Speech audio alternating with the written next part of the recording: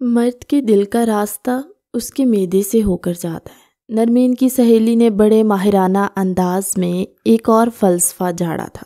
وہ اس قدر کھڑوس ہے کہ مجھے اپنے دل میں جگہ نہیں دے رہا، معدے میں خاک جگہ دے گا، مجھے صرف اس کے دل میں جگہ مل جائے۔ بے وقوف عورت۔ فائزہ نے ایک زوردار مکہ اس کی ران پر مارا تو وہ درد سے کرا اٹھی۔ دونوں اس وقت کالج کے گراؤنڈ میں بیٹھی ہوئی تھی۔ بریک کا وقت گزر چکا تھا، مگر ان لوگوں نے اگلی کلاس بنک کرنے کا ارادہ کیا، اور ویسے بھی یہ شہر کا سب سے بڑا اور مشہور کالج تھا۔ یہاں پر صرف امیروں کے بچے ہی پڑھتے تھے، تو اس طرح کی سرگرمیاں تو عام ہی سمجھی جاتی تھی۔ فائزہ بھی ایک بگڑی ہوئی امیر زادی تھی، جس نے آج تک زندگی میں صرف الٹے ہی کام کیے۔ مجال ہے جو اس نے کبھی کوئی اچھا کام کیا ہو یا پھر کسی کو ترغیب دی ہو۔ اس کا دماغ ہی الٹا تھا، اور ابھی وہ اپنی دوست نرمین کو اپنے منگیتر کے دل میں جگہ بنانے کے لیے مختلف مشورے دے رہی تھی۔ مجھے بتاؤ، میں اس کے معدے میں کیسے جگہ بناؤں؟ تم ایک نمبر کی بیوقوف عورت ہو، اس کے لیے اچھے اچھے کھانے بناؤ۔ میں نے سنا ہے کہ مرد حضرات کو میٹھا بہت پسند ہوتا ہے، تو اس کے لیے روز کچھ نہ کچھ میٹھا بنایا کرو۔ جاؤ بہن، جا کر اپنا کام کرو، مجھ سے اتنی محنت نہیں ہوتی۔ میں نے کبھی اپنے لیے اٹھ کر چائے نہیں بنائی، اس کے لیے میٹھا بناتی پھروں۔ وہ دوسری طرف رخ پھیر کر بیٹھ گئی۔ تو پھر ٹھیک ہے، دوبارہ روتی ہوئی میرے پاس مت آنا، میرا کام تھا تمہیں مشورہ دینا۔ نرمین غصے سے چھوٹے بچوں کی طرح ٹانگیں زمین پر مارنے لگی۔ اسی وقت ہی فائزہ کا موبائل بجا۔ اوئے، میں تو جا رہی ہوں اپنے منگیتر کے ساتھ گھومنے۔ اگر ماما کی کال آئے تو ان کو کہہ دینا کہ میں واش روم میں ہوں، یا پھر تھوڑی دیر سے واپس آ جاؤں گی، آج ہم ایکسٹرا کلاس لیں گے۔ یہ کہہ کر وہ مسکراتی ہوئی کالج کے پچھلے دروازے سے باہر نکل گئی تھی، جبکہ وہ اس کی پشت کو گھور کر رہ گئی۔ لڑکیوں کی زندگی کتنی خوبصورت ہے، کتنے ہینڈسم اور رومانٹک بندے ملے ان کو، صرف میری ہی زندگی برباد ہے۔ ہینڈسم تو ہے، لیکن ایک نمبر کا کھڑوس۔ کیا تھا اگر وہ غصہ کرنے کی بجائے مجھ سے بھی تھوڑا سا پیار کر لیتا؟ یا میرے اللہ، ہمیشہ میرے ساتھ ہی ایسا کیوں ہوتا ہے؟ جب وہ گھر واپس آئی تو اس کو پتہ چلا کہ عباد اپنے کمرے میں ٹھہرا ہوا ہے۔ ملازمہ اس کے لیے کچن میں چائے بنا رہی تھی۔ تم رکو، میں ان کے لیے چائے بناتی ہوں۔ ارے بی بی صاحبہ، آپ کو کیا پتا؟ کیا تم نے مجھے اتنا نالائق سمجھا ہوا ہے؟ مجھے بتاؤ کہ میٹھا کتنا ڈالنا ہے۔ وہ صاحب کو میٹھا تیز پسند ہے، تو آپ 3 چمچ ڈال دیجیے گا۔ توبہ توبہ، اتنا میٹھا کھانے کے باوجود بھی اس قدر کڑوا لہجہ، چاہے اس نے زندگی میں کبھی نہیں بنائی تھی۔ ہاں، اس کو طریقہ معلوم تھا۔ محترمہ سے غلطی یہ ہو گئی کہ انہوں نے چینی کی بجائے نمک کا ڈبہ اٹھا لیا۔ وہ کبھی باورچی خانے میں جاتی تو اس کو ان دونوں کے درمیان فرق معلوم ہوتا۔ اس کو لگا یہ باریک پیسی ہوئی چینی ہے۔ ہاں، محترمہ میں اتنی ہی عقل تھی، اور وہ اس حد تک سوچ سکتی تھی۔ وہ چائے کے ساتھ دوسرے لوازمات لے کر جب عباد کے کمرے میں داخل ہوئی تو وہ واش روم سے باہر نکل رہا تھا۔ بال گیلے تھے، شرٹ لیس۔ وہ شرمانے کی بجائے آنکھیں پھاڑ کر اس کے چوڑے سینے کو گھورنے لگی۔ کیا کمال باڈی ہے باس۔ نسوانی آواز سن کر عباد نے گردن اٹھائی تو وہ سامنے ہی کھڑی دیدے پھاڑے بے شرموں کی طرح اس کو گھورے جا رہی تھی۔ وہ خود شرما گیا تھا، مگر محترمہ کو شرم نہیں آ رہی تھی۔ یہ کیا بدتمیزی ہے؟ کیا کسی نے تمہیں تمیز نہیں سکھائی کہ کمرے میں داخل ہونے سے پہلے دروازہ کھٹکھٹاتے؟ اس کا چہرہ غصے اور ضبط کے مارے لال ہو گیا تھا۔ کیا مطلب ہے؟ اب کیا اپنے شوہر کے کمرے میں داخل ہونے سے پہلے بھی مجھے دروازہ کھٹکھٹانا پڑے گا؟ وہ منہ بسورتے ہوئے بیویوں کی طرح بات کرتی ٹیبل پر چائے اور باقی لوازمات رکھنے لگی۔ اور تم کس کی اجازت سے میرے کمرے میں داخل ہو رہی ہو؟ میں نے آپ کو پہلے بھی بتایا تھا، اب بھی بتا رہی ہوں، اس کمرے میں داخل ہونے کے لیے مجھے کسی کی اجازت کی ضرورت نہیں ہے۔ آفٹر آل میں آپ کی بیوی ہوں۔ اس کے لہجے میں سادگی اور معصومیت تھی۔ یہ میں نے آپ کے لیے اپنے ہاتھوں سے بنائی ہے۔ پھر تو بیڑا غرق ہو گیا۔ اس کے منہ سے بے ساختہ پھسلا تھا۔ شکر تھا کہ نرمین نے سنا نہیں تھا، ورنہ ایک نیا ہنگامہ کھڑا کر دیتی۔ اس وقت تک عباد بھی شرٹ پہن چکا تھا۔ وہ اس کے قریب ہی کھڑی دوپٹہ اپنی انگلیوں کے گرد لپیٹ رہی تھی۔ اس کی اماں جان نے اس کو کہا تھا کہ مردوں کو شرماتی ہوئی لڑکی اچھی لگتی ہے۔ شرم سے تو اس کا دور دور تک کوئی واسطہ نہیں تھا، لیکن شرمانے کی ناکام ایکٹنگ تو کر ہی سکتی تھی۔ تم اس وقت بہت ہی بری لگ رہی ہو، اور آپ ایک نمبر کے جلاد۔ کیا کہا تم نے؟ کچھ بھی تو نہیں، میں نے کچھ کہا نہیں۔ تو وہ دائیں بائیں دیکھنے لگی۔ اس وقت ہی دروازے پر دستک ہوئی تھی۔ ملازمہ اندر داخل ہوئی۔ بی بی صاحبہ ذرا 2 منٹ کے لیے باہر آئے۔ اس کے لہجے پر تفکر کے تاثرات تھے۔ کیا ہوا بی بی جی؟ مجھے لگتا ہے کہ آپ نے چائے میں چینی کی بجائے نمک ڈال دیا۔ ارے ایسا ہو ہی نہیں سکتا، اب میں اتنی پاگل بھی نہیں ہوں کہ نمک اور چینی میں فرق نہ سمجھ سکوں۔ وہ پسی ہوئی چینی تھی، مگر مجھے اندازہ ہو گیا تھا۔ ارے بی بی جی، مجھے بتائیں کہ پسی ہوئی چینی کون سی ہوتی ہے؟ تو پھر تم یہ ساری باتیں مجھے کیوں بتا رہی ہو؟ جاؤ اور اس کے ہاتھ سے وہ کپ چھینو۔ اس سے پہلے کہ وہ دونوں کوئی حکمت عملی کرتی، انہیں عباد کی دھاڑ کی آواز سنائی دی۔ وہ جس قدر اونچی آواز میں چلایا تھا اور جس قدر غصے سے اس نے نرمین کا نام پکارا تھا، اسے زمین اپنے قدموں کے نیچے سے سرکتی ہوئی محسوس ہوئی۔ سیاں کو پٹانے چلی تھی، خود پٹنے والی حالت میں پہنچ گئی ہوں۔ یا میرے اللہ، تیری ناچیز بندی ہوں، بچا لے مجھے۔ وہ سرپٹ باہر کی طرف بھاگی تھی۔ کہاں پر ہے وہ نالائق عورت؟ وہ صاحب جی، وہ اس طرف بھاگی۔ ملازمہ نے دائیں جانب اشارہ کر دیا، حالانکہ وہ بائیں جانب کے دروازے سے باہر نکلی تھی۔ وہ تیزی سے اس دروازے کی طرف بڑھا۔ نرمین جو کہ پیچھے دیکھ کر بھاگتی جا رہی تھی، سامنے سے آنے والے عباد کو دیکھ نہ سکی اور زور سے اس کے سینے کے ساتھ جا کر ٹکرا گئی۔ اس کو دن کے وقت سورج نظر آنے لگا تھا۔ یا میرے اللہ، یہ دیوار یہاں پر کس نے کھڑی کر دی؟ ارے یہ تو یاجوج ماجوج والی دیوار ہے۔ اپنے شوہر نامدار کو دیکھ کر اس کی زبان میں پھر سے کھجلی ہوئی۔ اپنے لیے یاجوج ماجوج والی دیوار کا حوالہ سن کر وہ غصے سے لال انگارا ہوا۔ اس کے بازو پکڑ کر اسے اٹھایا اور ایک جھٹکے سے اپنی جانب کھینچا۔ تم آخر خود کو سمجھتی کیا ہو؟ میں نے تمہیں کیا سمجھایا تھا کہ میرے معاملات سے 100 فٹ کے فاصلے پر رہنا۔ ان دونوں میں بہت نزدیکی آ چکی تھی۔ وہ اس کی سانسوں کی تپش اپنے چہرے پر محسوس کر رہی تھی۔ دل اس کا زور زور سے دھڑک رہا تھا۔ وہ مجھے کچھ کہنے کا موقع تو دے، اس نے گڑبڑاتے ہوئے لہجے میں کہا۔ وہ جو بہت بے شرم بنتی پھرتی تھی، آج اسے اس چیز کا احساس ہو رہا تھا کہ وہ اس کی ذرا سی قربت پر بھی بے بس ہو جاتی ہے۔ آپ اتنے نزدیک کیوں آ رہے ہیں؟ مجھ سے تھوڑا سا دور ہو کر بات کریں، اس نے ہکلاتے ہوئے لہجے میں کہا۔ الفاظ ٹوٹ کر اس کی زبان سے نکل رہے تھے۔ مومانی جان کی جب انہوں نے آواز سنی تو اس نے ایک جھٹکے سے اسے چھوڑا۔ وہ زمین پر گر گئی۔ یہ کیا بدتمیزی ہے؟ یہ اس بدتمیزی کا تو ابھی چھوٹا سا بھی بدلہ نہیں ہے جو تم نے میرے ساتھ کیا۔ اب چلو میرے ساتھ، میں آپ کے ساتھ کہیں بھی نہیں جاؤں گی۔ آپ ایک بہت ہی ظالم انسان ہیں۔ آپ کا کیا پتہ مجھے جان سے مار کر پنکھے کے ساتھ لٹکا کر مجھ پر الزام لگا دیں کہ میں نے خودکشی کی ہے۔ تمہیں کیا فضول بولنے کے پیسے ملتے ہیں؟ دوبارہ تمہاری آواز آئی تو تمہیں واقعی تمہاری زبان کاٹ کر تمہیں شیر کے سامنے پھینک دوں گا۔ وہ اس کے کمرے میں داخل ہوئی تو عباد نے چائے کا کپ اس کے سامنے رکھا۔ میرے سامنے ایک ہی سانس میں یہ چائے پی جاؤ۔ میں یہ کیسے؟ اس نے گڑبڑاتے ہوئے کہا۔ بالکل اسی طرح جس طرح سے تم مجھے یہ چائے پلانے کا ارادہ رکھتی تھی۔ چلو سٹارٹ ہو جاؤ، ورنہ تمہاری پاکٹ منی بند کر دوں گا اور تمہاری کالج جانا بھی بند ہو جائے گا۔ جو گاڑی تمہیں بابا جان نے دی ہے، میں وہ گاڑی بھی واپس لے لوں گا۔ دنیا کے 100 ظالم انسان مرے ہوں گے جب یہ انسان پیدا ہوا ہوگا۔ اس نے چائے کی پیالی اٹھائی تھی، ابھی اس نے ایک ہی گھونٹ بھرا تھا کہ اس کا دل خراب ہونے لگا۔ اس کی طبیعت پہلے ہی خراب تھی۔ اچانک ہی اس کو محسوس ہوا جیسے اس کو الٹی آ رہی ہے۔ میرے سامنے سے ہٹ جائے، وہ حلق کے بل چلائی۔ چپ کر کے یہ پیالی پوری پیو، میں کہہ رہی ہوں میرے سامنے سے ہٹ جائیں۔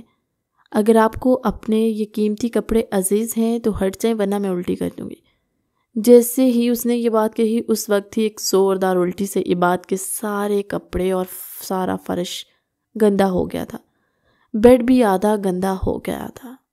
ڈیمٹ لڑکی! وہ 2 قدم پیچھے کی طرف ہٹا تو وہ بھاگتی ہوئی کمرے سے باہر نکل گئی۔ اب کچھ بھی ہو جائے اپنے کمرے سے باہر نہیں نکلوں گی، اللہ تعالیٰ میرا حافظ و نگہبان ہو۔ رات تک وہ کمرے سے باہر نہیں آئی تھی۔ کھانے پر ماموں جان نے اسے زبردستی باہر بلایا تو وہ ان کے برابر میں ہی کرسی کھینچ کر بیٹھ گئی۔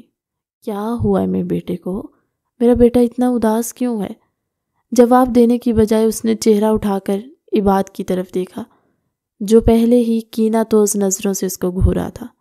ماموں جان بس تھوڑی سی طبیعت خراب ہے، اس نے منمناتے ہوئے لہجے میں کہا تھا۔ کھانا کھانے کے بعد وہ اپنی اماں کے پاس گئی۔ آپ نے تو مجھے کہا تھا اگر میں اس کے کام کروں گی تو وہ خوش ہوگا۔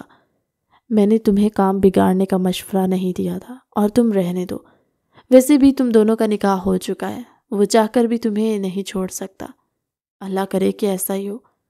وہ ان کے ساتھ ہی بیڈ پر لیٹ گئی تھی اور چھت کو گھورنے لگی۔ میں اتنی بے وقوف کیوں ہوں؟ جب بھی میں کوئی کام کرنے کے بارے میں سوچتی ہوں وہ کام الٹا ہو جاتا ہے۔ کیا میری قسمت خراب ہے یا پھر میں ہوں ہی ایک بدھو لڑکی؟ پتہ نہیں لڑکیاں کیسے لڑکوں کو اپنے جال میں پھنسا لیتی ہیں۔ یہ کہہ کر وہ کروٹ بدل کر لیٹی، لیکن اگلے ہی لمحے بیڈ سے نیچے گر گئی تھی۔ ہائے میرے اللہ، میں مر گئی۔ اب وہ اپنی کمر پکڑ کر آہ و بکا کر رہی تھی۔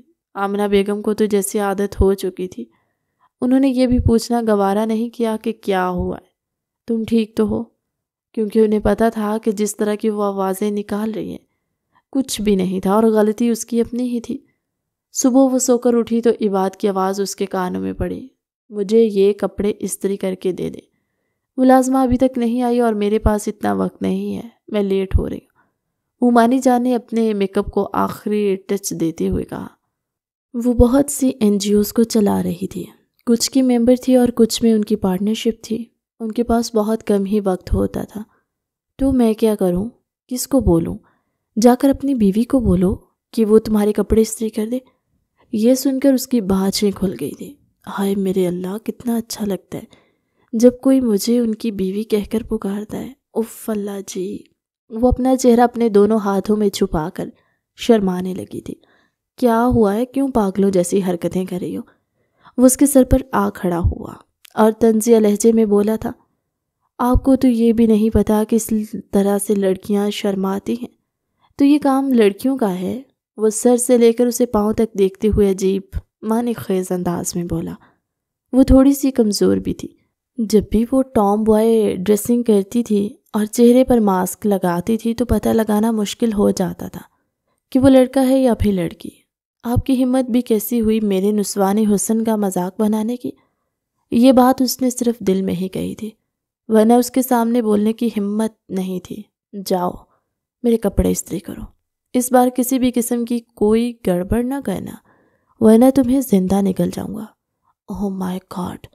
کم از کم اس طرح سے میں ان کے دل تک تو پہنچ جاؤں گی اور پھر میں پوری زندگی اپنے عباد جی کے دل میں گزار دوں گی۔ عباد نے اس کی آنکھوں کے سامنے چٹکی بجائی تو وہ جلدی سے ہوش کی دنیا میں آئی۔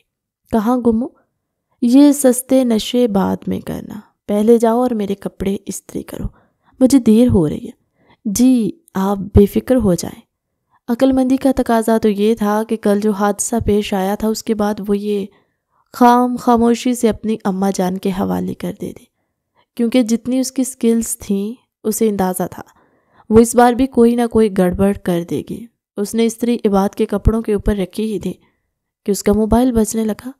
فائزہ کی کال آ گئی۔ ہمیشہ کی طرح اس نے رونا پیٹنا ڈالا ہوا تھا کہ میرے منگیتے نے میرے ساتھ لڑائی کی اور اب وہ بیٹھی مخلص دوستوں کی طرح اس کو مشورے دے رہی تھی۔ یہ بات بھول چکی تھی کہ جلاد صاحب کے کپڑے استری کرنے جیسا بڑا کام اس کے ذمہ لگایا گیا تھا، اور اگر وہ اس کام میں ناکام ہو جاتی تو جلاد صاحب کے ہاتھوں اس کی خیر نہیں تھی۔ ہاں ٹھیک ہے، بس تم وہ کرو جو میں نے کرنے کے لیے کہا ہے، دیکھنا کیسے وہ تمہارے قدموں میں آ کر گھر جائے گا۔ تم تو ویسے باتیں کر رہی ہو جیسے اپنے منگیتر کو اپنی انگلیوں پر نچا رہی ہو۔ ہٹو، میں خود ہی کچھ نہ کچھ سوچ لوں گی۔ یہ کہہ کر فائزہ نے غصے سے کال کاٹ دی تھی اور اسے ابھی تک کچھ چلنے کی بو بھی محسوس نہ ہوئی۔ کیونکہ محترمہ کی ایک ٹائم میں صرف ایک ہی حص کام کرتی تھی۔ ابھی ان کی سننے کی حص کام کر رہی تھی، سونگھنے کی حص بالکل ختم ہو چکی تھی۔ ادھر فون کاٹا تھا اور ادھر اس کے ناک سے ایک عجیب سی بو ٹکرائی۔ ہائے میرے اللہ، یہ بو کس چیز کی ہے؟ جب اس نے پلٹ کر دیکھا، اس نے ایک زوردار چیخ ماری، کیونکہ شرٹ نہ صرف بری طرح سے جل چکی تھی بلکہ نیچے جو کپڑا بچھا ہوا تھا وہ بھی جل گیا تھا، اور اس کے ساتھ ساتھ آگ بھی لگ گئی۔ چیخوں کی آواز سن کر عباد فوراً ہی بھاگتا ہوا وہاں پر آیا۔ سامنے کا حشر دیکھ کر اس کا دل کیا تھا کہ وہ اپنا سر پیٹنا شروع کر دے۔ جب بھی وہ اس لڑکی کے حوالے کوئی کام کرتا تھا، وہ لڑکی کوئی نہ کوئی گڑبڑ کر ہی دیتی۔ وہ مجھ سے غلطی ہو گئی، اپنے کپڑے لے کر آؤ، الماری میں جتنے بھی ڈریسز موجود ہیں وہ سارے لے کر آؤ۔ کیا مطلب ہے؟ آپ کیا کرنے کا ارادہ رکھتے ہیں؟ جو کہا ہے وہ کرو، میرا دماغ خراب مت کرو۔ اس نے فرما برداری کا مظاہرہ کیا تھا، کیونکہ اماں جان نے کہا تھا اچھی لڑکیاں وہ ہوتی ہیں جو اپنے شوہر کی فرما بردار ہوتی ہیں۔ سارے خوبصورت ڈریسز لے کر وہ وہاں پر آ گئی تھی۔ اس میں سے بہترین ڈریس کی گٹھی اٹھائی اور ایک ایک کر کے ان کو جلانا شروع کر دیا۔ اپنے سامنے اپنے قیمتی ڈریسز کی موت ہوتا کس قدر تکلیف دہ ہے یہ کوئی اس لڑکی سے پوچھتا۔ اصل دکھ تو عباد کو ہو رہا تھا۔ یہ شرٹ اس کی گرل فرینڈ نے گفٹ کی تھی اور آج وہ اس سے ملنے کے لیے یہی شرٹ پہن کر جانے والا تھا، مگر اس کی نالائق کم عمر اور کم عقل بیوی نے سب کچھ برباد کر دیا تھا۔ وہ اس کی پھپھو جان کی بیٹی تھی، اس کی پھپھو جوانی میں ہی بیوہ ہو گئی تو عباد کے ابو ان کی کفالت کرنے لگے۔ ابھی کچھ مہینے پہلے اکرام صاحب نے آمنہ بیگم کو اپنی حویلی میں بلا لیا تھا۔ جویریہ صاحبہ نے اس فیصلے کی مخالفت کی تھی اور اپنے شوہر کو سمجھایا تھا، مگر اکرام صاحب اپنی مرضی کے مالک تھے، کہاں کسی کی باتوں کو خاطر میں لاتے۔ جو انہوں نے ایک لمبے عرصے سے سوچا ہوا تھا انہوں نے اس کو بھی عملی جامہ پہنا دیا۔ اپنے بیٹے کا نکاح نرمین سے کروا دیا تھا۔ عباد نے بہت واویلا مچایا تھا۔ وہ لڑکی میرے جوڑ کی نہیں ہے، میں اس سے عمر میں 8 سال بڑا ہوں۔ وہ ایک کم عمر اور بے وقوف لڑکی ہے، وہ اتنی پڑھی لکھی بھی نہیں ہے۔ مجھے شادی کے لیے ایک میچور لڑکی چاہیے جو میرے جیسی ہو اور جیسے زمانے سے ڈیل کرنا آتا ہو۔ میں نے ایک بچی اڈاپٹ نہیں کرنی۔ جب اکرام صاحب نے اسے دھمکی دی کہ اگر تم نے میری بات نہیں مانی تو میری ساری جائیداد اس بچے کے نام کر دوں گا، تو وہ چپ ہو گیا۔ مجبور ہو کر اس نے اس چڑیل سے نکاح کر لیا تھا۔ اسے لگا تھا نکاح کرنے کے بعد وہ اپنے معمول کے کاموں میں مصروف ہو جائے گا اور جب تھوڑا سا وقت گزرے گا تو اس نام نہاد نکاح کو ختم کر کے ماریہ سے دھوم دھام سے شادی کر لے گا۔ مگر یہ کیا، محترمہ عذاب بن کر اس کے سر پر نازل ہو گئی تھی۔ پہلے اس نے صرف نرمین کو ایک نظر دیکھا تھا اور اگر کبھی کسی فنکشن میں ملاقات ہو بھی جاتی تو بات نہیں ہوتی تھی، لیکن اس کی حویلی میں آنے کے بعد نرمین نے اپنے جو رنگ دکھائے تھے اس کے بعد اس نے اپنے کانوں کو ہاتھ لگایا تھا۔ اس کا اس بات پر بھی ایمان پختہ ہو گیا تھا کہ ہر معصوم نظر آنے والا چہرہ ضروری نہیں ہے کہ معصوم ہی ہو۔ آمنہ بیگم نرمین کی پڑھائی کی وجہ سے بہت زیادہ پریشان تھی۔ وہ چاہتی تھی ان کی بیٹی پڑھ لکھ جائے اور کسی بڑے مقام پر پہنچ جائے۔ یہ پریشانی صرف انہیں ہی تھی، کیونکہ نرمین کو تو دور دور تک پڑھائی سے دلچسپی ہی نہیں تھی۔ میٹرک بھی اس نے بڑی مشکل سے مر مر کر پاس کیا اور ابھی اس نے کالج کے ساتھ اکیڈمی بھی جوائن کی ہوئی تھی۔ کالج جا کر تو وہ کلاسز بنک کر کے باہر دھوپ سینکنے کے لیے بیٹھ جاتی، اکیڈمی میں بھی جا کر وہ صرف اور صرف ٹیچرز کا دماغ ہی خراب کرتی، ایسے عجیب و غریب سوال کرتی جن کا کوئی سر پیر نہ ہوتا۔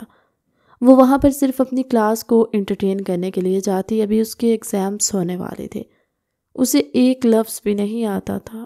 ٹینشن یہ ہو رہی تھی کہ اگر فیل ہو گئی تو اماں جان سے مار پڑے گی یا ماریں گی۔ اپنے جلے ہوئے ڈریسز کو سینے سے لگا کر وہ کمرے میں داخل ہوئی اور گاؤں کی عورتوں کی طرح کمرے کے بیچوں بیچ بیٹھ کر بین کرنے لگی تھی۔ ہائے میں لٹ گئی، میں برباد ہو گئی۔ اتنی مشکل سے ماموں جان کو الو بنا کر پیسے لیے تھے، اب تو ماموں جان کو بھی اس کی حرکتوں کے بارے میں کافی حد تک اندازہ ہو گیا تھا، تو وہ بھی احتیاط کرتے تھے۔ وہ اس کو ڈانٹتے نہیں تھے لیکن باتوں باتوں میں سمجھا ضرور دیتے تھے۔ ڈانٹنے کے لیے اور مارنے کے لیے تو اس کی اماں جان ہی کافی تھی۔ کبھی بیلن سے اس کی پٹائی ہوتی تو کبھی وائپر اٹھا کر وہ شروع ہو جاتی۔ خدا کا شکر تھا کہ کبھی شوہر کے سامنے اس کی ماں نے اسے پیٹنے والا فریضہ سر انجام نہیں دیا تھا، ورنہ وہ اپنے شوہر کو کیا منہ دکھاتی۔ اس کے رونے کا سیشن جیسے ہی ختم ہوا اس کا موبائل بجنے لگا۔ یار کیا تم بھول گئی ہو؟ ندا کی برتھ ڈے ہے، جلدی سے ہوٹل میں پہنچو۔ میرے پاس ایک پھوٹی کوڑی بھی نہیں ہے، تم ایسا کرو ابھی مجھ سے پیسے ادھار لے لو، بعد میں جب ہوں گے تو مجھے واپس کر دینا۔ فائزہ نے کھلے دل کا مظاہرہ کیا تھا اور اس کے اکاؤنٹ میں ایک موٹی رقم ٹرانسفر کر دی۔ نرمین جانتی تھی وہ بعد میں واپس نہیں لے گی، بلکہ یوں ظاہر کرے گی جیسے وہ بھول گئی ہے، اور اگر نرمین دینے کی کوشش کرے گی تو بھی وہ ایموشنل بلیک میل کرنا شروع کر دے گی۔ اسی وجہ سے تو نرمین کو فائزہ بہت پسند تھی۔ اماں جان میں کالج جا رہی ہوں۔ دن کے 12 بجے کون سے کالج کا ٹائم ہوتا ہے؟ تم نے تو کہا تھا تمہیں چھٹی ہو گئی ہے۔ اماں جان ایکسٹرا کلاس ہے، یہ ایکسٹرا کلاس ہی ہے نا؟ وہ کینہ تو اس نظروں سے اس کے چہرے کو گھورنے لگی تھی۔ اس کی اماں کو یقین دلانے کے لیے فائزہ بھی اس کے گھر آ گئی تھی۔ تم دونوں جتنے پانی میں ہو میں اچھی طرح سے جانتی ہوں، اگر اس بار تم لوگوں نے کوئی بھی پٹھا کام کیا تو مجھ سے برا کوئی نہیں ہوگا۔ وہ انگلی اٹھا کر ان کو دھمکی دیتے ہوئے بولی، مگر وہاں پر ڈر ہی کس کو تھا؟ دونوں من موجی سی تھیں، اپنی مرضی کی مالک تھیں۔ وہ برتھ ڈے پارٹی کے نام پر ایک چھوٹی سی دعوت تھی۔ فائزہ اور وہ یوں تیار ہو کر آئی جیسے وہ کسی شادی پر آئی ہوں۔ انہیں اب شدت سے اپنی غلطی کا احساس ہو رہا تھا۔ بیچاریوں کے پاس شرمندہ ہونے کے علاوہ اور کوئی راستہ بھی نہیں تھا۔ وہ بار بار شرمندہ ہوئے جا رہی تھی۔ ہائے میری سوتن! اچانک سے اس نے سینے پر ہاتھ رکھا اور اونچی آواز میں چلائی۔ فائزہ نے اس کے لبوں پر ہاتھ رکھ کر اس کو خاموش کروانے کی کوشش کی۔ کیا ہو گیا ہے؟ پاگل تو نہیں ہوگی؟ کالج میں کسی کو بھی نہیں پتا تمہارے نکاح کے بارے میں، اور نکاح سے پہلے ہی تم انہیں سوتن جیسی خوشخبری دینا چاہتی ہو۔ وہ سامنے دیکھو۔ اس کا لہجہ لرزنے لگا۔ خون تھا کہ غصے سے کھول رہا تھا۔ میرا مرد ہو کر وہ ایک غیر عورت کے ساتھ بیٹھا ہوا ہے، اس کی اتنی مجال، اس کو تو میں غیرت کے نام پر قتل کروں گی۔ او میڈم، جذباتی ہونے کی ضرورت نہیں ہے، تھوڑا سا ٹھنڈے دماغ سے کام لو۔ ہو سکتا ہے کہ وہ اس کی کولیگ ہو یا پھر کوئی بزنس پارٹنر ہو۔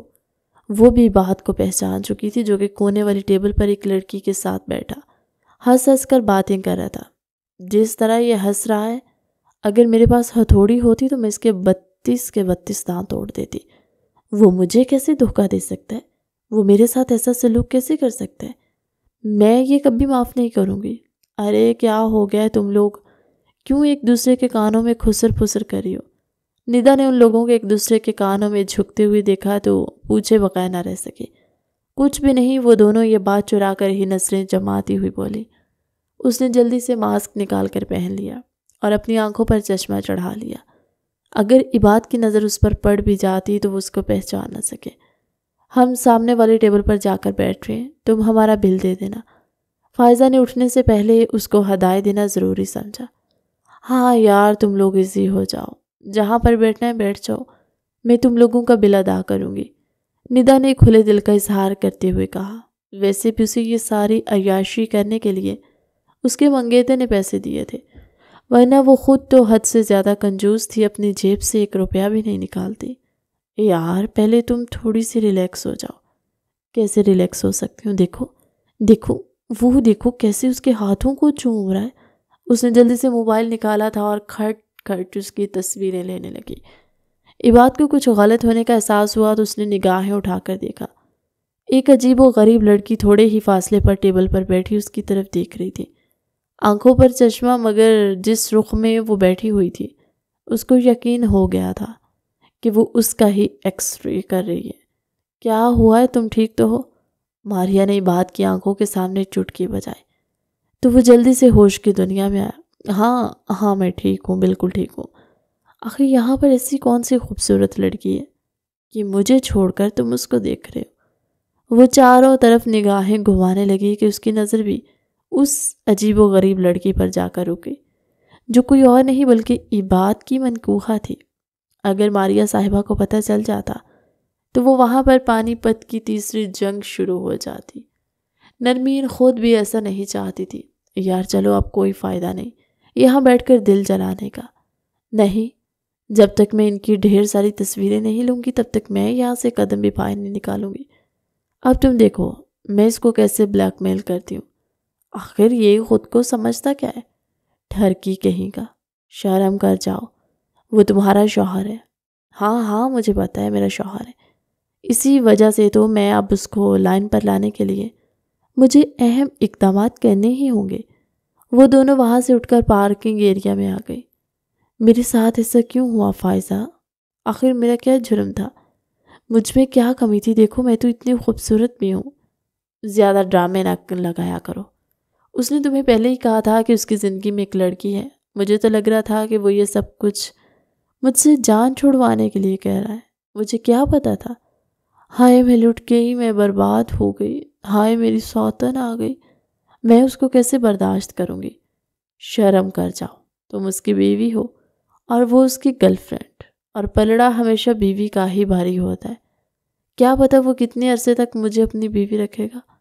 اس نے اپنی آنکھوں سے نادیدہ آنسو صاف کرتے ہوئے کہا، اپنے حق کے لیے لڑنا سیکھو۔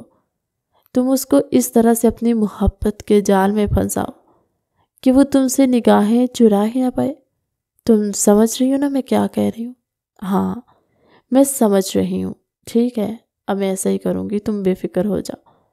وہ ایک عہد کے ساتھ حویلی میں داخل ہوئی تھی جب نظر عباد پر پڑی، جو کہ صوفے پر بیٹھا ٹی وی دیکھ رہا تھا۔ تو وہ دانت کچکچانے لگی، یوں جیسے اس کے دانتوں میں عباد کی ہی گردن ہو۔ یار نہ رہا، پیار نہ رہا، یہ کہہ کر وہ اس کے سامنے ہی صوفے پر آ کر بیٹھ گئی تھی، جبکہ وہ موبائل پر مصروف تھا۔ اس کے لبوں پر مسکراہٹ پھیلی ہوئی تھی۔ ضرور اسی چڑیل سے ہی باتیں کر رہا ہوگا، اسی لیے تو اتنا زیادہ ہنس رہا ہے۔ تھوڑی ہی دیر کے بعد وہ کچن میں گئی، فریزر کھولا، وہاں پر آئس کیوبز موجود تھے۔ اس نے ایک واٹر باٹل بھری تھی اور اس میں وہ کیوبز ڈالے تھے۔ جب پانی صحیح اچھی طرح سے ٹھنڈا ہو گیا تو وہ لے کر باہر آ گئی۔ اپنے جلے ہوئے دل کو بھی تو تسکین پہنچانی تھی، اس کے لیے ہی اقدامات کرنے تھے۔ وہ جان بوجھ کر اس کے قریب جا کر کھڑی ہوئی اور ٹھوکر لگنے کی ایکٹنگ کی تھی، مگر یہ کیا، پانی عباد پر گرنے کی بجائے پورے کا پورا اس کے اوپر آ کر گر گیا تھا۔ وہ چلاتے ہوئے زمین پر گری، کمر زور سے فرش کے ساتھ جا کر ٹکرائی۔ وہ بس اس کے چہرے کو گھور کر رہ گیا۔ یہ کیا بدتمیزی ہے، اور سردیوں میں اتنا ٹھنڈا پانی کون پیتا ہے؟ اپنے پینے کے لیے نہیں بلکہ تم پر گرانے کے لیے لائی تھی۔ پہلی بار اس نے عباد کو تم کہہ کر پکارا تو ہوش میں تو ہو؟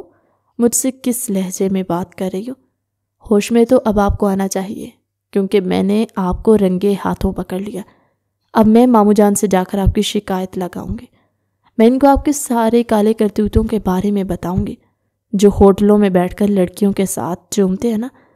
میں اب ان لڑکیوں کے ہاتھوں کے ساتھ ساتھ آپ کا پتہ بھی کٹواؤں گی۔ وہ نہیں جانتی تھی کہ اس میں اتنی جرت کہاں سے آئی تھی۔ کمر پر ہاتھ رکھے بیویوں کی طرح وہ اس سے لڑ رہی تھی اور اس کو دھمکیاں دے رہی تھی۔ کس لڑکی کی بات کر رہی ہو؟ وہ ہکلا گیا تھا۔ اس لڑکی کی بات کر رہی ہوں جس کے ساتھ آج ہوٹل میں بیٹھ کر گل چھڑے اڑا رہے تھے، ایسے ہنس ہنس کر باتیں کر رہے تھے جیسے وہ میری گرل فرینڈ ہے۔ میں نے تمہیں پہلے ہی بتایا تھا، لیکن آپ نے اپنے بابا کو نہیں بتایا۔ ان کو جا کر میں بتاؤں گی۔ تمہارے پاس کوئی ثبوت نہیں ہے کیا؟ آپ نے مجھے اتنا بیوقوف سمجھا ہوا ہے؟ اس نے اپنا موبائل نکالا اور ایک ایک کر کے ساری تصویریں آگے کی طرف چلانے لگی۔ اس میں وہ تصویر بھی موجود تھی جہاں پر وہ ماریا کا ہاتھ چوم رہا تھا۔ اس نے بیش ساختہ اپنی پیشانی کو مسلا۔ تو میرے ٹیبل کے سامنے جو عجیب و غریب لڑکی بیٹھی ہوئی تھی وہ تم ہی تھی؟ واہ جی واہ، اپنی بیوی کے لیے عجیب و غریب لڑکی کا لفظ استعمال کریں اور وہاں پر پرائی عورتوں کی تعریفوں میں زمین آسمان کے کلابے ملا رہے تھے۔ تم مجھ سے کیا چاہتی ہو؟ مجھے کشمیر پر جانے کے لیے پرمیشن نہیں مل رہی۔ میرا کالج کا ٹرپ ہے، مجھے کشمیر جانا ہے۔ وہ بہت ہی پرسوچ سمجھ کر بات کر رہی تھی۔ یہ پلان بھی اسے اس کی دوست نے ہی بتایا تھا۔ دماغ خراب ہو گیا تمہارا؟ تمہیں اتنی دور نہیں بھیجوں گا۔ ویسے بھی تمہاری حرکتوں کا کوئی بھروسہ نہیں ہے۔ کل کو اگر کسی مشکل میں پھنس جاؤ تو بیچارے کالج والوں پر الزام آ جائے گا۔ ٹھیک ہے، پھر میں جا رہی ہوں آپ کے بابا جان کے پاس اور دکھا رہی ہوں یہ ساری تصویریں۔ رکو رکو، میں کچھ سوچتا ہوں اس بارے میں. تو میرے ساتھ بھی تو گھومنے کے لیے جا سکتی ہو. I am really sorry. جو مرد دوسری عورتوں کے ساتھ گھومتا ہے میں اس کے ساتھ گھومنا پسند نہیں کرتی. یہ بات وہ خود تک محدود نہ رکھ سکی. کمرے میں جا کر اس نے اماں کے گلے لگ کر پھوٹ پھوٹ کر رونا شروع کر دیا. ارے بے وقوف، روتی کیوں؟ ذرا سی بات کو اپنے دل پر سوار نہ کر لیا کر. کوئی ذرا سی بات نہیں اماں. وہ اس کا ہاتھ چوم رہا تھا. ہائے اللہ، میں لٹ گئی، میں برباد ہو گئی. دیکھو میرے ہاتھ میں، دیکھو اور مجھے بتاؤ میرے ہاتھ میں ایسی کون سی عجیب و غریب چیزیں چپکی ہوئی ہیں جو اس نے میرا ہاتھ چھوڑ کر اس کا ہاتھ چوما.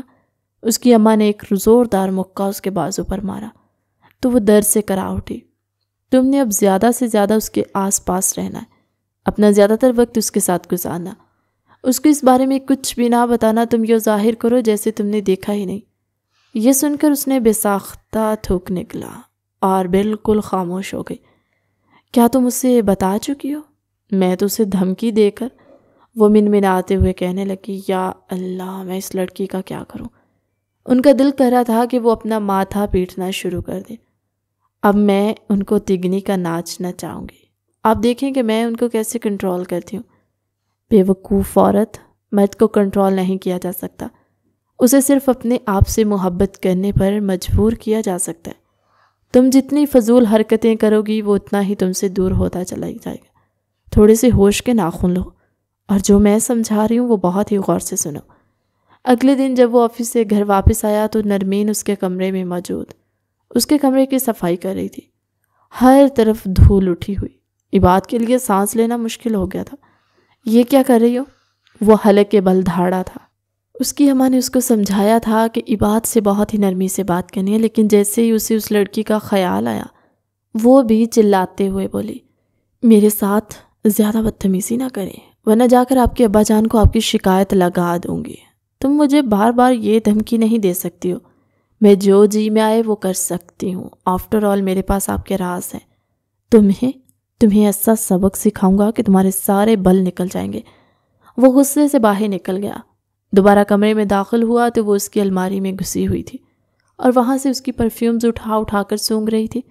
میری چیزوں کو ہاتھ نہ لگایا کرو، بیوی ہوں آپ کی، پورا حق رکھتی ہوں. وہ اس کی آنکھوں میں جھانکتے ہوئے دو ٹوک الفاظ میں لہجے میں بولی. وہ اس کے اس انداز پر نہ چاہتے ہوئے بھی مسکرا دیا.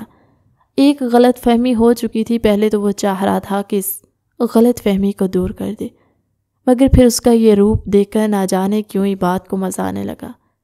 بیویوں کا صرف یہ کام تو نہیں ہوتا، بیویاں تو اس کے علاوہ بھی اور بہت سے کام کرتی ہیں.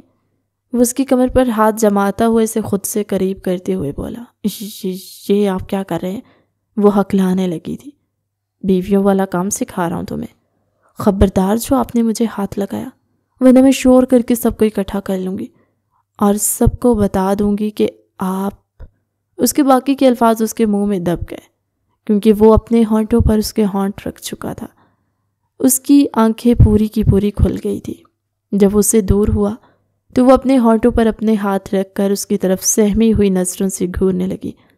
صرف یہی نہیں بلکہ بیویوں کے اور بھی کام ہیں. اگر اجازت ہو تو کیا میں تمہیں بتا دوں؟ کیونکہ اگلی بار تم یہاں پر آؤ تو تمہیں یہ بات کہنے سے پہلے سوچنا پڑے کہ تمہاری ذمہ داری بہت بڑی ہے. وہ اس کے کانوں میں جھونکا باری لہجے میں سرگوشی کر رہا تھا اور اس کے ساتھ اس کے کانوں کی لوح کو بھی اپنے دانتوں میں دبا چکا تھا.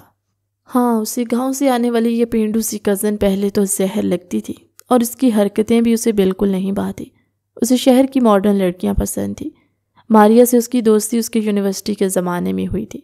وہ لڑکی اس کے مزاج کی ہی تھی، اسی کی طرح ہی سنجیدہ سی، اپنے کام سے کام رکھنے والی. وہ بظاہر تو بہت زیادہ سوبر اور ایتھیکل بنتی تھی، لیکن اس کی حقیقت اس پر بہت پہلے اشکار ہو گئی. اس کے وہم و گمان میں بھی نہیں تھا کہ ماریا اس کے ساتھ اس قدر گھٹیا حرکت کر سکتی ہے. جب سے وہ اس کے ساتھ ریلیشن شپ میں تھی تب سے وہ ایک اور آدمی کو بھی ڈیٹ کر رہی تھی. وہ آدمی امریکہ کا تھا اور انگریز تھا، بہت ہی امیر تھا. وہ اس سے پیسے بٹور رہی تھی. ماریا کا جو بھی بزنس تھا وہ اسی انگریز کے پیسوں کے بل بوتے پر ہی کھڑا تھا. صرف یہی نہیں بلکہ وہ اس انگریز سے چھپ کر نکاح بھی کر چکی تھی اور اس کے ایک بچے کی ماں بھی تھی. یہ ساری چیزیں اس نے عباد سے چھپائی تھی۔ بیچ میں ایک ایسا سال آیا جس میں وہ اس سے دور ہو گئی تھی، اور یہی وہ سال تھا جس میں اس نے اسی انگریز کے بچے کو جنم دیا۔ جب عباد پر یہ ساری باتیں آشکار ہوئیں تو اس کو اپنا دماغ پھٹتا ہوا محسوس ہو رہا تھا۔ وہ ٹھوس ثبوت اکٹھے کر رہا تھا۔ اس نے ماریا کو اسی وقت ہی اپنے دل سے نکال دیا تھا جب اس کا نرمین سے نکاح ہوا تھا۔ چونکہ نرمین اس کی گرل فرینڈ والی بات سن کر چڑ جاتی تھی، اسی وجہ سے وہ اس کو جان بوجھ کر تنگ کرتا تھا۔ اس کی آنکھوں کے سامنے بار بار نرمین کا چہرہ گھومنے لگتا، جو شرارتی تو تھی، پینڈیو تو تھی، لیکن ایک مضبوط کردار کی مالک عورت۔ ہوٹل میں ماریا کا ہاتھ چومنا صرف اور صرف ایک ڈرامہ تھا۔ اگر نرمین وہاں سے اٹھ کر باہر نہ آتی تو وہ ضرور پورا منظر دیکھتی اور انٹرٹین بھی ہوتی۔ ماریا نے وہاں پر بہت بڑا تماشا کھڑا کرنے کی کوشش کی، اپنی محبت کی جھوٹی صفائیاں پیش کر رہی تھی، جبکہ عباد اطمینان سے کرسی کے ساتھ ٹیک لگا کر بیٹھا اس کے ڈرامے دیکھ رہا تھا۔ کوئی عورت کس حد تک جھوٹی ہو سکتی ہے، وہ یہ اندازہ لگانے کی کوشش کر رہا تھا۔ جب ماریا کو پتہ چلا کہ اس کی بات نہیں بن سکتی، اب یہ انسان اس کے ہاتھوں سے نکل گیا، تو وہ تن فن کرتے ہوئے ہوٹل سے باہر آ گئی تھی۔ اس وقت تک نرمین اور فائزہ بھی واپس آ چکی تھی۔ نرمین اپنے کمرے میں شیشے کے سامنے کھڑی اپنے لال ہوتے چہرے کو دیکھے جا رہی تھی۔ اس نے مجھے کس کیا؟ اس نے پھر سے اپنے ہونٹوں کو چھوا۔ وہ تو مجھ سے نفرت کرتا ہے، وہ تو اس عورت سے محبت کرتا ہے، کہیں وہ یہ سب کچھ اپنی ہوس پوری کرنے کے لیے تو نہیں کر رہا؟ اس کی آنکھیں خوف سے بھر گئی تھی۔ میں کبھی بھی اس کو یہ اجازت نہیں دوں گی کہ وہ مجھ سے اپنی ہوس پوری کرے۔ اس کی آنکھیں بھی آنسوؤں سے بھر گئی تھی۔ اگلے کچھ دنوں میں وہ اس سے کھنچی کھنچی رہنے لگی، جبکہ دوسری طرف اب عباد اس کی ذات میں دلچسپی لینے لگا تھا۔ ایک طرف سے ٹھوکر ملی تھی تو اس کو حلال بیوی کی اہمیت بھی سمجھ میں آ چکی تھی۔ ایک بات جو عباد نے شدت سے نوٹ کی وہ یہ تھی کہ اب نہ تو نرمین اس کو ایموشنل بلیک میل کر رہی تھی، نہ ہی اس کو دھمکیاں دے رہی تھی، اور نہ ہی اس کے سامنے آ رہی تھی، بلکہ وہ اس سے کنے کترائی گھوم رہی تھی۔ ٹھرکی کہیں کو، میں اس کو جان سے مار دوں گی، یہ باہر سے جا کیوں نہیں رہا؟ مینڈک کی طرح وہیں پر ہی چپک کر بیٹھ کے وہ غصے سے بل کھا کر رہ گئی تھی۔ عباد لان میں ہی بیٹھا ہوا تھا اور اپنے دوست کے ساتھ کال پر مصروف تھا۔ اس کو پتا تھا کہ آج نرمین نے اپنی دوست کی برتھ ڈے پارٹی پر جانا ہے، اسی لیے وہ ہر حال میں ہی کمرے سے باہر نکلے گی۔ یوں وہ اس سے ملاقات کر لے گا اور اس سے اس بے رخی کی وجہ پوچھے گا۔ اس نے پہلا موو اس لیے دکھایا تھا تاکہ نرمین کو اس کی اہمیت کا احساس ہو سکے، لیکن نرمین کے پاس چونکہ چھوٹا سا ہی دماغ تھا اور وہ بھی بے حد زیادہ اوور تھنکنگ کرنے والا، اسی وجہ سے اس نے اس چیز کا بھی غلط مطلب نکالا کہ اب وہ اس کے پاس اپنی ہوس پوری کرنے کے لیے آ رہا ہے۔ کہاں پر جا رہی ہو تم؟ عباد کی روبدار آواز اس کے کانوں میں پڑی۔ آپ کون ہوتے ہیں مجھ سے یہ سوال پوچھنے والے؟ جا کر اپنی گرل فرینڈ پر پابندیاں لگائے۔ بیوی ہو تم میری، حق رکھتا ہوں تم پر، وہ اسی کے انداز میں اس کی آنکھوں میں جھانکتے ہوئے دل فریب انداز میں کہتا۔ اس کے دل کی دھڑکنوں کو بری طرح سے منتشر کر گیا تھا۔ میں اس رشتے کو نہیں مانتی۔ اب رول تبدیل ہو چکے ہیں۔ وہ عباد والا رول ادا کر رہی تھی اور عباد نرمین والا رول ادا کر رہا تھا۔ اگر تم کہو تو نکاح نامہ ملا کر دکھا سکتا ہوں، یا پھر ابو جان کو بلا سکتا ہوں، وہ تمہیں یاد کروا دیں گے کہ ہم لوگوں کا کس تاریخ کو نکاح ہوا تھا۔ آپ مجھے دھمکی نہیں دے سکتے، میں تمہارا شوہر ہوں، کچھ بھی کر گزرنے کا حق رکھتا ہوں۔ کوئی ضرورت نہیں ہے دوست کی برتھ ڈے پارٹی پر جانے کی۔ آؤ مجھے تم سے ایک بہت ہی ضروری بات کہنی ہے، اس نے سنجیدگی سے کہا تو نرمین اس کے پہلو سے ہو کر نکلنے لگی۔ عباد نے اس کے پیٹ پر ہاتھ رکھا اور اسے اپنے جانب کھینچ لیا۔ نرمین کی پشت اس کے سینے سے جا لگی تھی۔ وہ عباد کی انگلیاں اپنے پیٹ پر سرسراتی ہوئی محسوس کر رہی تھی۔ کیا کر رہے ہیں آپ؟ یہ آپ کا کمرہ نہیں ہے بلکہ پبلک، یہ میرا گھر ہے۔ اگر کسی نے دیکھ بھی لیا تو شرمندہ ہو کر سائڈ پر ہو جائے گا۔ مجھے نہیں یقین کہ کوئی بھی ہم لوگوں کی پرسنل مووز چھوڑے مجھے۔ اب وہ کسی بن پانی مچھلی کی طرح اس کی گرفت میں تڑپنے لگی۔ خاموشی سے ایک جگہ پر ہی کھڑی رہو اور مجھے بتاؤ، تم مجھ سے کھنچی کھنچی کیوں رہ رہی ہو؟ کیونکہ مجھے آپ جیسے انسان کے ساتھ اب شادی نہیں کرنی۔ آپ ایک بہت ہی مطلبی اور حریص انسان ہیں۔ ہائے میرے اللہ، کیا کہا تم نے؟ دوبارہ سے کہنا۔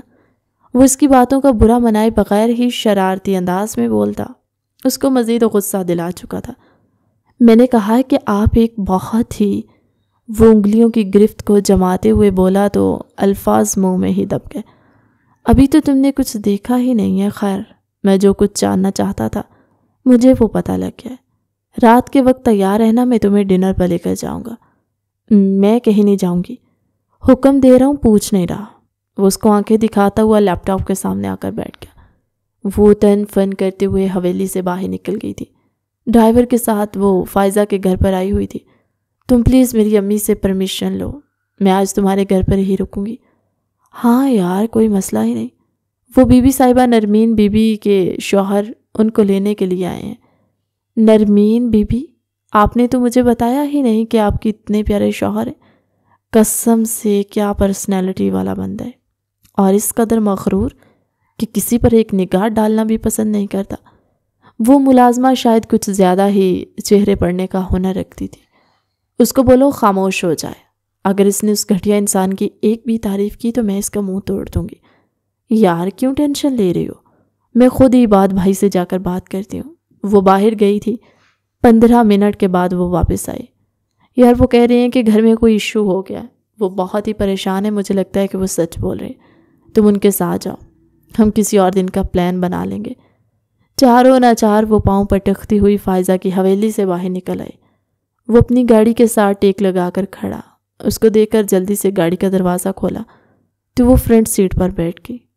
یا آپ مجھے کہاں لے کر جا رہے ہیں؟ یہ ہمارے گھر کا تو راستہ نہیں ہے، کہیں آپ مجھے مارنے کا ارادہ تو نہیں رکھتے؟ دیکھیے پلیز، میں آپ کے سامنے ہاتھ جوڑتی ہوں، مجھے مت ماریے گا۔ ابھی تو میری رخصتی بھی نہیں ہو، اور میرے بچے، میرے تو بہت سے چھوٹے چھوٹے خواب ہیں جن کو میں نے پورا کرنا ہے۔ خاموش ہو جاؤ ورنہ گاڑی کھائی میں پھینک دوں گا۔ وہ چپ ہو کر سیٹ کے ساتھ ٹیک لگا کر بیٹھ گئی تھی۔ گاڑی اس کے فارم ہاؤس کے سامنے آ کر رکی۔ ہم یہاں پر کیوں آئے ہیں؟ اگر آپ کو لگتا ہے کہ آپ مجھے بیوقوف بنا کر اپنے جال میں پھنسا لیں گے تو یہ آپ کی غلط فہمی ہے۔ 2 منٹ کے لیے چپ کر جاؤ، خدا کا واسطہ ہے، وہ اس کو گھورتے ہوئے بولا۔ میں آپ کے ساتھ نہیں جاؤں گی، جائیں اپنی اس گرل فرینڈ کو بلا کر لائیں۔ وہ وہاں سے بھاگنے ہی لگی کہ عباد نے اسے دوبارہ سے اپنی جانب کھینچ دیا۔ اب اگر مجھے تمہاری آواز آئی تو یہی زندہ زمین میں گاڑ دوں گا اور یہیں پر ہی تمہاری قبر بنا دوں گا۔ اس کی آنکھیں آنسوؤں سے جھڑ گئی۔ جب وہ اس کے ساتھ بنگلے کے پچھلے حصے میں آئی تو وہاں پر ایک بہت ہی خوبصورت ارینجمنٹ بنی ہوئی تھی۔ یہ سب کچھ کیا ہے؟ وہ ہیپی اینیورسری پڑھ تو چکی تھی، لیکن اس کے باوجود بھی سوال کرنا ضروری سمجھا۔ ہمارے نکاح کو 1 سال ہو گیا ہے، تو اسی کی اینیورسری منانے کا فیصلہ کیا۔ اس کے علاوہ کچھ باتیں بھی تھیں جو تمہیں کلیئر کرنی تھی۔ مجھے آپ کے ساتھ کوئی اینیورسری نہیں منانی، مجھے تو آپ کے ساتھ شادی بھی نہیں کرنی۔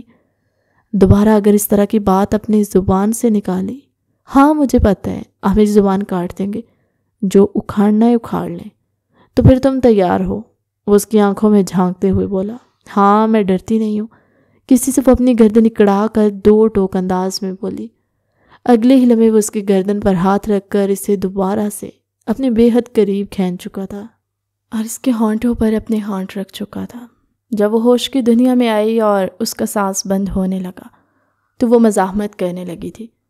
سامنے کھڑے اس دشمن جان کے بلڈوزر جیسے سینے پر زور زور سے ہاتھ اور ناخن ماری تھی، مگر وہاں پر پرواہ ہی کسے تھی؟ اس کو اپنی ٹانگوں سے جان نکلتی ہوئی محسوس ہو رہی تھی۔ اس کے لیے کھڑا ہونا مشکل ہو گیا تھا۔ وہ اسے گرنے سے بچانے کے لیے سہارا دینے لگا۔ ابھی تو میں نے ٹھیک طرح سے کچھ اکھاڑا ہی نہیں ہے اور تمہاری یہ حالت ہو گئی ہے۔ آپ ایک بہت ہی بدتمیز انسان ہے، میں جا کر آپ کی امی سے آپ کی شکایت لگاؤں گی۔ ہاں انہیں ضرور بتانا کہ میں بہت ہی رومانٹک بندہ ہوں، میں آپ سے نفرت کرتی ہوں، مجھے زہر لگتے ہیں آپ، مگر میں تم سے بے تحاشا محبت کرتا ہوں اور تم مجھے بہت اچھی لگتی ہو۔ وہ دل فریب انداز میں کہہ رہا تھا جبکہ وہ وہیں زمین پر بیٹھ گئی، اپنا چہرہ دونوں ہاتھوں میں چھپا کر پھوٹ پھوٹ کر رونے لگی تھی۔ آپ کو یہ سب کچھ مذاق لگتا ہے؟ جب دل کیا میری زندگی میں آئے، جب دل کیا اب میری ذات کو دھتکار دیا، اور جب دل کیا اب مجھ سے محبت کا اظہار کر دیا۔ کیا میں اتنی گئی گزری ہوں کہ میری اتنی ہی اوقات ہے کہ جب ضرورت پڑے مجھے استعمال کیا جائے، ورنہ ایک فالتو شے کی طرح کمرے کے کونے میں پھینک دیا جائے؟ وہ اپنے لب بھینچ گیا تھا۔ جانا تھا کہ غلطی اس کی ہے، وہ تو کافی عرصے سے اپنے نام نہاد گرل فرینڈ سے پیچھے ہٹ گیا، کیونکہ وہ اس کی حقیقت جان گیا تھا۔ میری بات تو سنو، مجھے آپ کی کوئی بات نہیں سننی۔ خبردار جو آپ نے مجھے ہاتھ لگایا، جائیں اس چڑیل کے ساتھ جا کر ڈیٹ بنائے۔ وہ اس کا دایاں والا ہاتھ، جس میں محترمہ کو تو یہ بھی یاد تھا کہ وہ اس کا دایاں والا ہاتھ چوم رہا تھا۔ دیکھو، وہ صرف اور صرف ایک چھوٹا سا ڈرامہ تھا۔ مجھے ایسے ڈرامے کرنے والے مردوں سے شدید نفرت ہے۔ وہ غصے سے اپنا سر جھٹکتے ہوئے بولی۔ وہ کان پکڑ کر اس کے سامنے گھٹنوں کے بل بیٹھ گیا۔ I'm really sorry۔ وعدہ کرتا ہوں دوبارہ شکایت کا موقع نہیں دوں گا۔ اگر تم اپنا غصہ اتار چکی ہو تو کیا مجھے کچھ کہنے کا حق ہے؟ وہ غور سے اس کے چہرے کے تاثرات کو بھی دیکھ رہا تھا، جہاں پر اتار چڑھاؤ بار بار آ رہا تھا۔ بولے، اس نے بھیگے ہوئے انداز میں کہا، میں نہیں جانتا کہ مجھے کب تم سے محبت ہوئی، اور میں نہیں جانتا تمہاری یہ بے وقوفانہ حرکتیں کب مجھے اچھی لگنے لگی۔ شاید میرے خیالات اس وقت ہی بدلنے لگے تھے جب میرا تم سے نکاح ہوا۔ میں جان بوجھ کر تم سے ایسی باتیں کرتا تھا تاکہ تمہیں تنگ کر سکوں اور تمہیں چڑھا سکوں، اور جب تم چڑھ جاتی تھی تو مجھے انجانی سی خوشی محسوس ہوتی۔ میں جانتا ہوں میں نے بہت ہی ٹاکسک بیہیویئر دکھایا، مگر تمہارا پھولا ہوا چہرہ مجھے میرے دل کے بے حد قریب لگتا تھا۔ میں پچھلے کچھ مہینوں سے ماریا کے ساتھ رابطے میں نہیں۔ یہی تو وجہ تھی کہ میں نے کبھی بھی سیریس ہو کر اپنی اماں ابا سے اس کے بارے میں بات نہیں کی، ورنہ تمہیں لگتا ہے کہ مرد اتنا کمزور ہوتا ہے کہ وہ اپنی محبت کو حاصل نہ کر سکے؟ اگر ایسی کوئی بات ہے تو یہ تمہاری غلط فہمی ہے۔ پھر بھی وہ آپ کی پہلی محبت ہے۔ یہ کہہ کر اس نے رونا شروع کر دیا۔ وہ میری پہلی محبت نہیں ہے، بلکہ میری زندگی کی سب سے بڑی غلطی ہے۔ میری زندگی کی پہلی اور آخری محبت تم ہو۔ میں تم سے وعدہ کرتا ہوں، تم پر آ کر فل سٹاپ لگ گیا ہے۔ مجھ سے پہلے کتنی آئی تھی؟ وہ آنکھیں چھوٹی چھوٹی کر کے گھورتے ہوئے سوال کر رہی تھی۔ اس دشمن جان کا اظہار محبت اسے بہت ہی اچھا لگ رہا تھا، مگر اس کے باوجود بھی اس کے اندر ایک ایسا کیڑا موجود تھا جو اسے چین سے بیٹھنے نہیں دیتا تھا۔